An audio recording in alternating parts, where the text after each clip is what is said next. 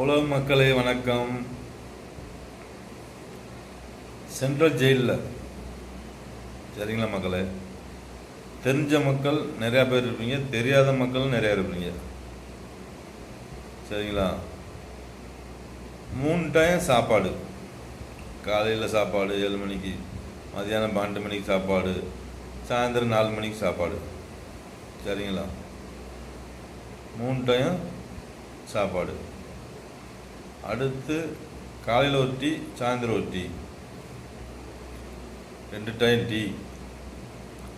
ஞாயிற்றுக்கிழமை கறி, ஆட்டுக்கறி, கோழிக்கறி, இந்த மாதிரி மாறி மாறி வரும்.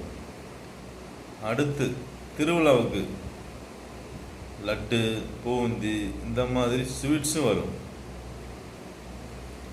சென்ட்ரல் ஜெயிலில் சரிங்களா. அடுத்து மருந்து, மாத்திரை, ஊசி எல்லாமே உள்ளே இருக்கு, இது உள்ளே இருக்கு சரிங்களா. இந்த மாதிரி சலுகை டெய்லி இருக்கு. இது எல்லா மக்களுக்கும் இருக்கு. உள்ள சென்ட்ரல் ஜெயிலுக்குள்ள இருக்கவங்க இருக்காங்களா, உங்களுக்கு எல்லா பேத்திக்கும் இருக்கு, டெய்லி இருக்கு சரிங்களா. இந்த மாதிரி இந்த அளவுக்கு கூட கிராமத்து மக்களுக்கு இருக்கா? என்னுடைய கேள்வி தான், சொல்லுங்க. கிராமத்து மக்கள் இருக்காங்களா, வேலை செய்கிறாங்க. அடுத்து சென்ட்ரல் ஜெயிலில் தயிர் வேற, தயிர், வெஞ்சனம் இதுவும் கிடைக்கும். சாப்பிடும்போது ரசம் வேணுமா கிடைக்கும், இந்த மாதிரிலாம் கிடைக்குது சரிங்களா.